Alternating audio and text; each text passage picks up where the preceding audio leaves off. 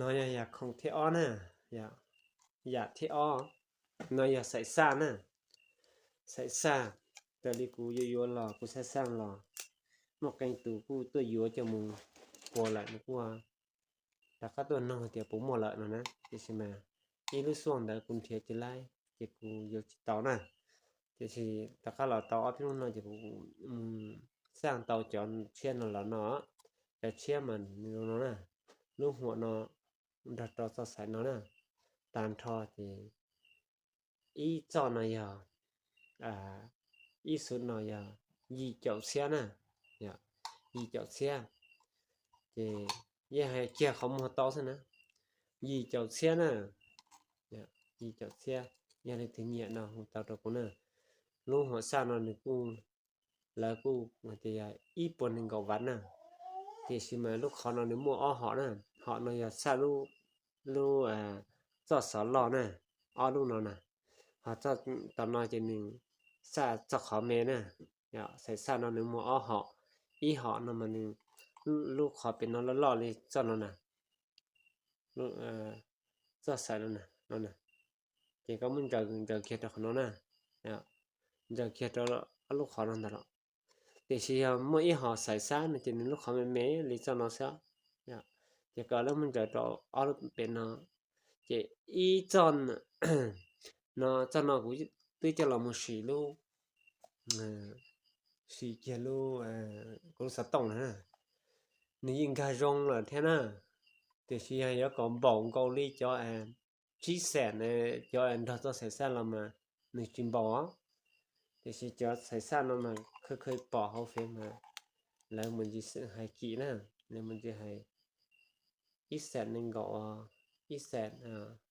chuột chậu nên đó nè thì sẽ cũng sang là nó chỉ có hành giả thì gì chậu phá nè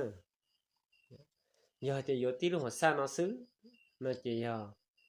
bé chậu chi phá nè cho xảy ra nó chỉ lấy cho chip phá nè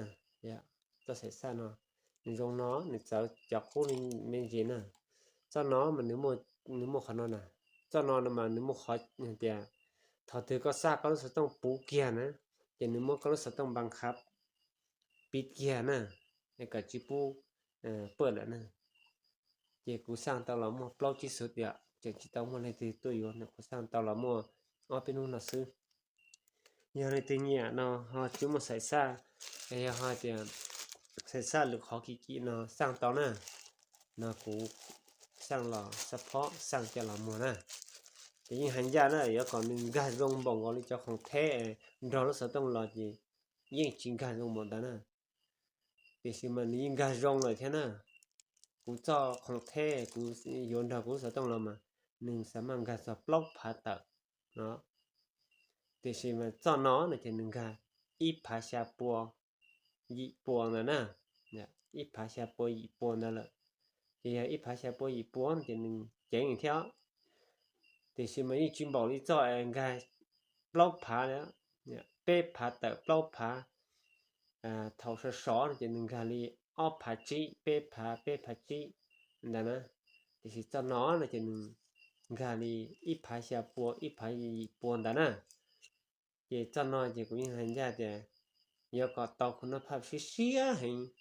để có tung cái